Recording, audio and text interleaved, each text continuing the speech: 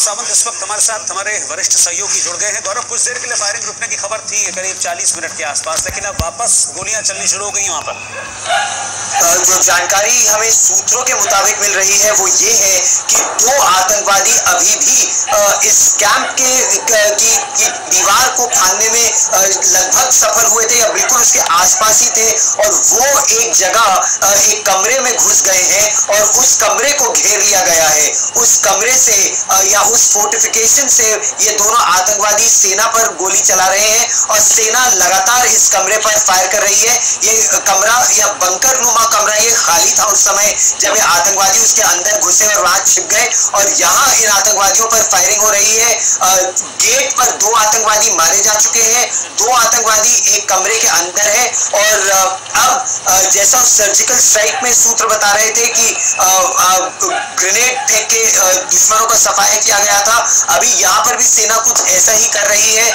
कुछ समय लगेगा, कई घातक कमांडो दस्ते और कमांडो दस्ते वहां पहुंच चुके हैं। ये ऑपरेशन ज्यादा समय नहीं चलेगा अगर 2 ही आतंकवादी हैं, लेकिन एहतियातन सेना इसलिए आगे बढ़ रही है क्योंकि ऐसा भी हो सकता है कि ये 2 आतंकवादी एक कमरे में या एक जगह पर इन्हें कंटेन कर लिया गया हो, लेकिन और भी हो सकते हैं। इसीलिए जब तक पूरा ये कोम्बिंग ऑपरेशन नहीं हो जाता इस ऑपरेशन के बाद, तब तक सेना इसको ऑल क्लियर नहीं करेगी। लेकिन सेना के आला अधिकारी ये कह रहे हैं कि अब ऐसा डर नहीं है कि आतंकवादी उस पूरे खेमे में कहीं भी घूम रहे हो सकते हैं।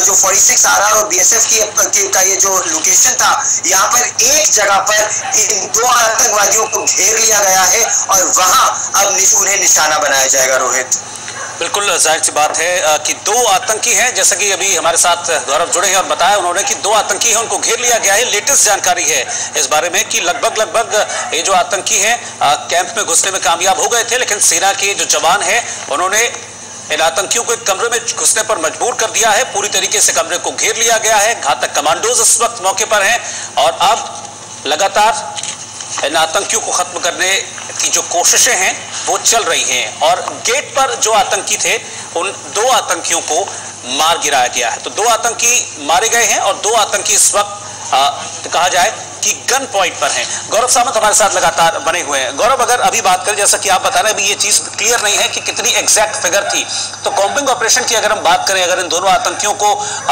या पकड़ लिया जाता है या मार दिया जाता है, तो कॉम्बिंग ऑपरेशन क्या रात में चलता है कॉम्बिंग ऑपरेशन, या उसके लिए सुबह तक का इंतजार किया जाएगा?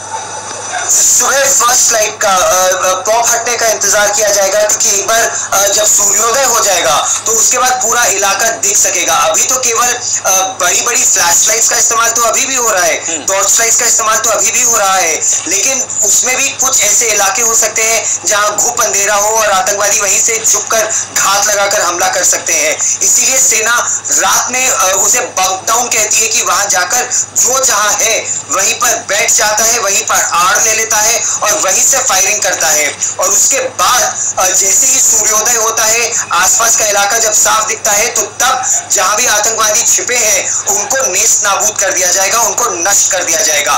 ये जो 2 आतंकवादी एक जगह पर छिपे हुए हैं और वहां से फायरिंग कर रहे हैं, इनको तो ये मान के चलिए यहाँ से इनका निकलना लगभग असंभव है, क्योंकि इसको चारों तरफ से घेर लिया गया है और इन पर फ्लेम थ्रोअर्स भी है, अंडर बैरल ग्रेनेड लॉन्चर्स भी है, बहुत अत्याधुनिक हथियार है जिनसे ये दोनों आतंकवादी तो मारे जाएंगे, लेकिन कोशिश यही है कि ये आतंकवादी सफल ना हो जाए औरों को मारने में। इसीलिए अभी प्रतीक्षा की जाएगी और फिर हमला किया जाएगा। पूरे इलाके में और आतंकवादी ना हो, ये बड़ी चुनौती है, और इसके लिए जो उपकरण सेना के पास है, चाहे वो थर्मल इमेजर्स हो, HHTIs हो, उनका इस्तेमाल किया जाएगा। अगर उनको कोई मूवमेंट दिखता है तो पहले चुनौती दी जाती है, पासवर्ड पूछा जाता है, और अगर वो व्यक्ति जो भी उस समय का कोडवर्ड है नहीं बता पाता तो गोली चला दी जाती है। उस समय ऐसी स्थिति है वहां पर, लेकिन बड़ी संख्या में सेना के अधिकारी और कमांडो दस्ते वहां पर इस समय मौजूद हैं और इन आतंकवादियों को जल्द बिल्कुल नेस्त नाबूद कर दिया जाएगा। गौरव, एक चीज और मैं आपसे जानना चाहूंगा कि ज्वाइंटली BSF और सेना इस ऑपरेशन को अंजाम दे रहे हैं, तो अभी तक किसी तरह की कोई नुकसान की खबर है? देखिए, जो सेना की 40वीं बटालियन है, क्योंकि ये बटालियन नियंत्रण रेखा पर या आसपास के इलाकों में सुरक्षा की दृष्टि से तैनात है, तो इस कैंप और कैंप के आसपास की सुरक्षा की जिम्मेदारी बॉर्डर सिक्योरिटी फोर्स की भी है।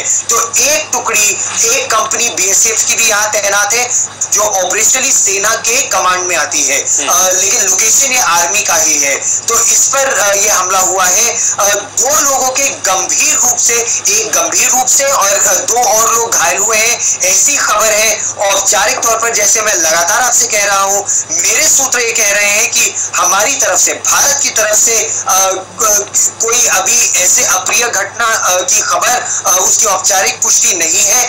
2 आतंकवादियों के न्यूट्रलाइज होने की खबर है और 2 आतंकवादियों को एक जगह और घेर लिया गया है। इससे अधिक अगर आतंकवादी है तो फिलहाल उसकी जानकारी नहीं है।